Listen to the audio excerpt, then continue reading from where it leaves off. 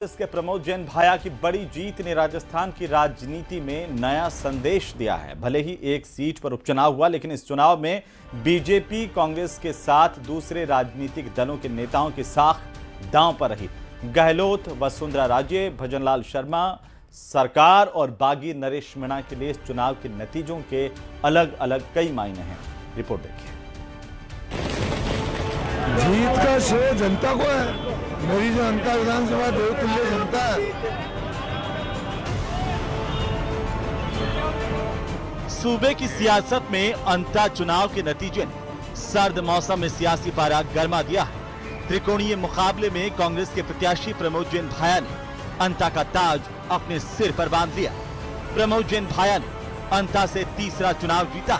इससे पहले वे 2008 और 2018 में भी अंता से विधानसभा चुनाव जीत चुके हैं। भाया ने 15,000 से ज्यादा वोटों से बीजेपी प्रत्याशी मोरपाल सुमन को हराया, जबकि निर्दलीय के तौर पर मुकाबले को त्रिकोणीय बनाने वाले नरेश मीणा भी अच्छे वोटों के साथ तीसरे नंबर पर रहे। वैसे तो प्रदेश की एकमात्र सीट पर उपचुनाव था, लेकिन बीजेपी इस चुनाव को सरकार के कामकाज का आकलन मान रही थी। भ्रष्टाचार को मुद्दा बनाकर बीजेपी पहले दिन से इस चुनाव को सरकार के 22 महीने के काम को आधार बताकर जनता के बीच थी, लेकिन जनता ने सरकार के काम को नहीं माना। पहले मैंने कह दिया था कि हमारा उम्मीदवार जो है वो उसने इतने विकास के काम करवाए हैं। जब हमारी सरकार थी तब बहुत काम करवाए, बहुत ही काम करवाए। ये इतने अच्छे सोशल वर्कर भी है कि लोग इनको चाहेंगे कि ऐसा व्यक्ति हमारे बीच में चुनाव जीते। वही परिणाम जो हम उम्मीद करते थे उसके अकॉर्डिंग हुई।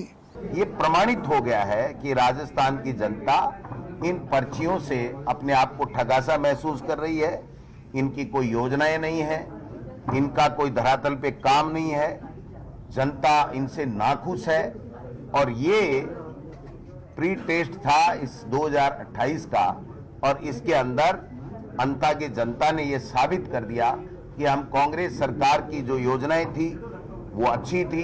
कि अंता के अंदर जो एक चुनाव था वो सिर्फ अंता का चुनाव नहीं था, अपितु पूरे राजस्थान के अंदर किस प्रकार से शासन चल रहा है इस चीज का चुनाव था। आपने देखा होगा कि मुख्यमंत्री जी वहां गए, अभी अध्यक्ष जी ने बताया, और वो काम लिख रहे थे। मैं देख रहा था जब मुख्यमंत्री काम लिखेगा तो फिर करेगा कौन? मुख्यमंत्री का तो इशारा ही होता है, उसको लिखने की कहां जरूरत है? यानी इनके पास काम लिखने वाले भी नहीं है जनता के। ये हालत मुख्यमंत्री जी की है। चुनाव परिणाम के बाद जहां एक तरफ कांग्रेस उत्साहित है, वहीं बीजेपी हार के कारणों का विश्लेषण करने में जुट गई है। वैसे मदन राठौड़ के मुताबिक हार की वजह जनता को 2 वर्षों की उपलब्धियां बताने में नाकामी रही। इसके अलावा जनता को मिलने वाले ईआरसीपी के लाभ को नहीं बनाया गया, इसीलिए भ्रम फैलाकर मत हासिल करने में सफल रही कांग्रेस। ये मैं स्वीकार करता हूँ कि हमने वैसे प्रयास किया, हमारे कार्यकर्ताओं ने भी प्रयास किया, लेकिन हम जनता को चाहे ईआरसीपी का जो लाभ अंता की जनता को मिलने वाला है वो भी हम बुना नहीं पाए। अंता विधानसभा सीट झालावाड़ बारां लोकसभा क्षेत्र में आती है। ये क्षेत्र पूर्व मुख्यमंत्री वसुंधरा राजे का गढ़ माना जाता है और यहाँ से उनके बेटे दुष्यंत सिंह सांसद हैं। इसीलिए बीजेपी ने यहाँ वसुंधरा राजे को फ्रंट फुट पर रखा और उन्हें सीएम भजनलाल शर्मा के साथ प्रचार में लगाए रखा। मैसेज देने की कोशिश की गई कि बीजेपी ने अंता के लिए सभी तरह के मतभेद भुला दिए हैं और पार्टी पूरी तरह एकजुट है। लेकिन जिस तरह के नतीजे आए उसने अब सरकार और संगठन को लेकर कई सवाल खड़े कर दिए हैं। जातीय समीकरण बिठाने में हुई चूक, बड़े जनाधार वाले नेताओं को रखा गया चुनाव प्रचार से दूर, निर्दलीय प्रत्याशी के आकलन में हुई भूल, आंतरिक गुटबाजी का भी हुआ नुकसान। प्रमोद जैन भाया की जो वहां छवि रही है वो कांग्रेस की जीत में उसने एक बहुत ही महत्वपूर्ण भूमिका निभाई है। जहां तक भारतीय जनता पार्टी का सवाल है तो ऐसा लगता है कि भारतीय जनता पार्टी के अंदर जो चुनाव प्रचार है उसको लेकर तालमेल नहीं हो पाया। इसमें कोई दो राय नहीं कि वसुंधरा राजे जो पूर्व मुख्यमंत्री हैं, उनका वहां निर्वाचन क्षेत्र भी है, उनके पुत्र दुष्यंत सिंह जो है वो भी क्षेत्र के सांसद भी हैं और वो चुनाव प्रभारी भी हो रहे। लेकिन जो एक तालमेल होना चाहिए चुनाव प्रचार को लेकर वो शायद सरकार के बीच और वहां वसुंधरा राजे जी के बीच में शायद नहीं हो पाया। हैरानी तो इस बात की है कि निर्दलीय नरेश मीणा ने भी बीजेपी को कड़ी टक्कर दी। नरेश शुरुआती 15 राउंड्स तक बीजेपी से आगे रहे, जबकि यहां प्रचार के लिए बीजेपी ने कोई कोर कसर नहीं छोड़ी थी। हार के कारण गिनवाते हुए वरिष्ठ पत्रकार मिथिलेश जैमिनी कहते हैं कि धाकड़ समाज से आने वाले ऊर्जा मंत्री हीरालाल नागर, दलित समाज से आने वाले शिक्षा मंत्री मदन दिलावर और माली समाज से आने वाले प्रभुलाल सैनी को चुनाव प्रचार से दूर रखा गया, जिसका बड़ा खामियाजा पार्टी को उठाना पड़ा। नरेश मीणा जो निर्दलीय उम्मीदवार थे, उनकी प्रभावी भूमिका शुरू से ही थी और ये माना जा रहा था कि वो अधिक से अधिक वोट वहां प्राप्त करेंगे भी, लेकिन उसके बावजूद भी जो क्या नाम से कैबिनेट मंत्री हैं किरोड़ीलाल मीणा, वो वहां नहीं गए। मदन दिलावर जो हाड़ौती के अच्छे क्या नाम से कद्दावर नेता है, कैबिनेट शिक्षा और राज्य मंत्री हैं, वो वहां नहीं गए। और क्या हीरालाल जो नागर है, वो वहां नहीं गए। और इसी प्रकार जो प्रभुलाल सैनी जो वहां पहले कैंप से प्रमोद जैन भाया को हरा चुके हैं, वो भी चुनाव प्रचार में कहीं भी देखने को नहीं मिले। तो मुझे लगता है कि जो प्रचार की जो रणनीति बनाई जानी थी भारतीय जनता पार्टी को, वो शायद कहीं ना कहीं उसमें कमी रह गई। अंत में अब तक हुए 4 चुनाव में मुख्य मुकाबला बीजेपी और कांग्रेस के बीच ही रहा। इसमें 2 बार बीजेपी जीती और 2 बार कांग्रेस। इस बार यहाँ 5वां चुनाव था। इन 5 मुकाबलों में बीजेपी ने अपने चेहरे 4 बार बदले, लेकिन कांग्रेस ने हर बार यहाँ भाया पर ही दांव लगाया। प्रमोद जैन भाया यहाँ पर अपने आप में एक क्षत्रप है। जिस तरह से उन्होंने इलेक्शन का मैनेजमेंट किया, वह चौंकाने वाला रहा। जीत का श्रेय जनता को है। मेरी जो अंतर विधानसभा देवतुल्य जनता है, उसको श्रेय है।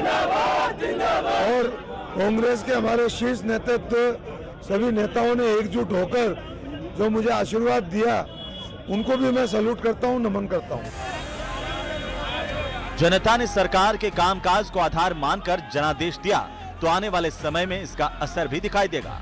माना जा रहा है कि अंता के नतीजे से प्रमुख चेहरे प्रभावित होंगे। किस नेता का ग्राफ बढ़ेगा और किसका गिरेगा, ये आकलन पार्टियां अपने मुताबिक करेंगी। लेकिन फिलहाल विधानसभा का परिदृश्य हल्का सा जरूर बदल गया है। कांग्रेस के पास 66 सीटों से बढ़कर 67 सीटें हो गई हैं। Bureau report, news 18 Rajasthan. तो जोधपुर में एसीबी की बड़ी कार्रवाई और सटीक कार्रवाई से सरकारी स्वास्थ्य तंत्र में फैले भ्रष्टाचार की जड़ें हिल गई हैं। एसीबी ने राजकीय ट्रॉमा सेंटर बिलाड़ा के चिकित्सा अधिकारी डॉक्टर बुधराज बिश्नोई को 3,70,000 की रिश्वत लेते हुए रंगे हाथों गिरफ्तार किया, जिसके बाद नियुक्ति के नाम पर उगाही तंत्र चलाने वालों की नींद हराम है। रिपोर्ट देखिए।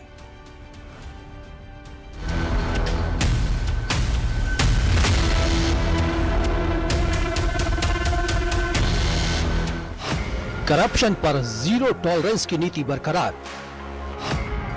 3,70,000 की रिश्वत लेते डॉक्टर गिरफ्तार।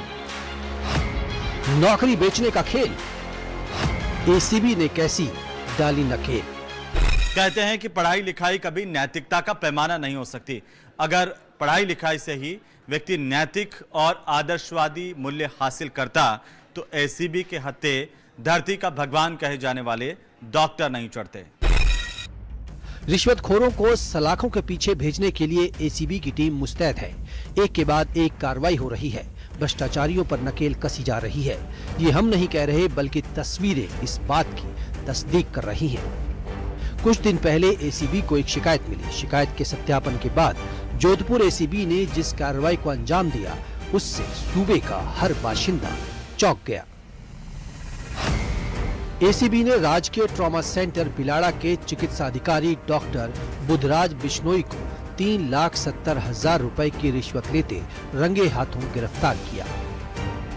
एसीबी मुख्यालय के निर्देश पर एसीबी चौकी जोधपुर शहर की टीम ने कार्रवाई की। ट्रॉमा सेंटर बिलाड़ा के जो चिकित्सा अधिकारी है डॉक्टर बुधराज, उनको 3,70,000 रुपए की रिश्वत राशि लेते हुए रंगे हाथों गिरफ्तार किया है। मामले में कुछ अन्य लोगों की भूमिका संदिग्ध है, जिसकी जांच की जा रही है। प्रकरण दर्ज करके आगे जो भी नियमानुसार कार्रवाई। सर, सीएमएचओ का नाम लिया था कि ऐसे ही उन्होंने सीएमएचओ शब्द यूज किया है? देखिए, वो इन्वेस्टिगेशन का विषय है, अभी उन सारी चीज़ों को हम डिस्क्लोज नहीं कर सकते। एसीबी के अनुसार एक परिवादी के भाई को फार्मासिस्ट के पद पर नियुक्ति दिलाने के लिए मांगी गई थी 3 लाख की रिश्वत, जबकि उसके दोस्त को सफाई कर्मी की नियुक्ति दिलाने के लिए 50,000 से 1 लाख रुपए तक की घूस ली गई थी। CMHO जोधपुर ग्रामीण डॉक्टर मोहन दान देथा के लिए मांगी जा रही थी रिश्वत। जोधपुर में उपस्थित होकर एक रिपोर्ट दी थी कि परिवादी के भाई के और उसका एक मित्र है, उन दोनों के जो प्लेसमेंट एजेंसी की थ्रू जनता क्लिनिक में भर्ती हो रही है, उसमें भर्ती के नाम पर जो है यहाँ का जो चिकित्सा अधिकारी ट्रॉमा सेंटर में है डॉक्टर बुधराज विष्णु, उसके द्वारा उसका ये कहना है कि CMHO से बात करके मैं आपको लगवाऊंगा। उसके द्वारा अलग अलग भर्ती के हिसाब से, जैसे जो फार्मासिस्ट के पद पे भर्ती थी उसके लिए 3 लाख रुपए रिश्वत राशि और सफाई कर्मी के लिए 50,000 से 1 लाख तक की रिश्वत राशि की मांग की जा रही थी। आरोपियों के खिलाफ भ्रष्टाचार निवारण अधिनियम के तहत प्रकरण दर्ज करके जांच शुरू कर दी गई है और जांच एजेंसी इस बात को भी खंगाल रही है कि आखिरकार सरकारी तंत्र में भ्रष्टाचार के जरिए नौकरी दिलाने के नाम पर भ्रष्टाचार करने वालों के तार कहां तक फैले हुए हैं। ACB दूसरे संदिग्धों की भूमिका की भी छानबीन कर रही है।